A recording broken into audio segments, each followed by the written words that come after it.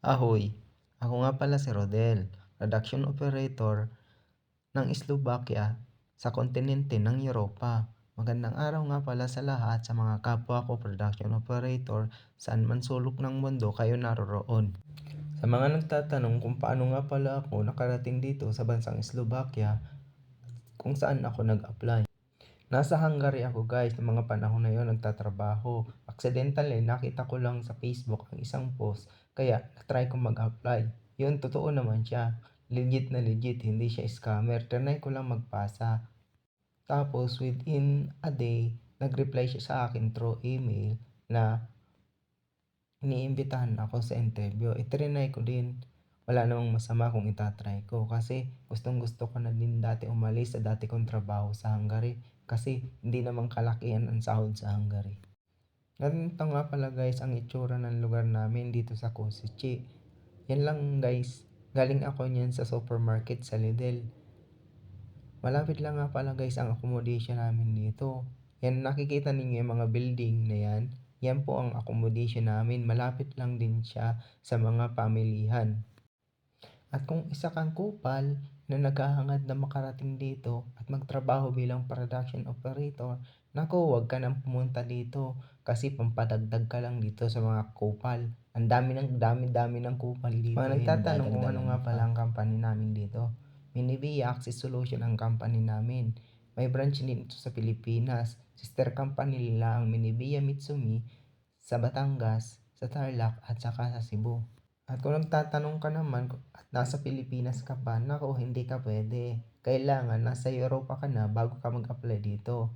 Karamihan nga pala ng kinukuha ng Manubia Group ay ang mga Pilipino na nasa Hungary na gustong lumipat o yung mga mag-e-end na ng contract at ayaw na magpa-renew. Napakaganda dito sa lugar namin, tahimik. Kaya kung isa kang kupal na naghahangad din na makapagtrabaho dito lalo na sa company namin, huwag mo nang balakin dahil marami nang ang kupal. Tulad ng sinabi ko, marami nang kupal dito sa company namin. Lalo na mga Pinoy, naku, sa kapwa natin Pinoy na mga kupal, wag na kayo dito, wala na kayong puwang, wala na kayong lugar dito. Maghanap na lang kayo ng ibang company kung saan wala pang kupal. Sa totoo man, masakit mang isipin, marami talaga mga Pilipinong pakupal-kupal, pabida-bida. Kaya, ang mga maipapayo ko lang, wag na kayo dito kasi marami na niyan sa company namin. Kung gusto nyo, sa ibang company lang kayo, doon sa wala pang kupal. May mga tao talagang akala mo na kung sino, akala mo na kung ano nang narating. Pero first timer lang yung mag-abroad, kala mo kung saan na nakarating. Samantalang ako ay ang dami ko nang napuntahan, hindi man lang ako nagkupal-kupal. Kaya ang sinasabi ko sa inyo, kung gusto niyo mag-apply, kung isa kayong kupal, ang maipapayo ko lang sa inyo, wag na kayong mag-apply dito sa company namin. Ayan nga pala guys, ang accommodation namin yan. Nag-shortcut ako dyan. Yan, brown na yan ang accommodation namin. Yan mga hilirang building na yan ay accommodation. Maraming mga Pinoy na dyan. Halos yung mga building na yan ay may mga Pinoy ng laman.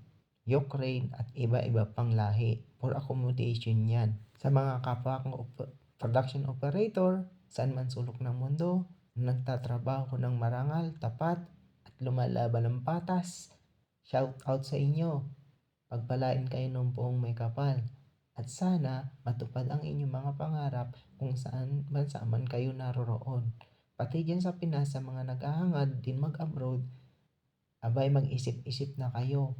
Lalong-lalo na dyan sa mga matatagal na sa Pilipinas na walang nangyayari, mag-isip-isip na kayo mag-apply. Para naman maranasan ninyo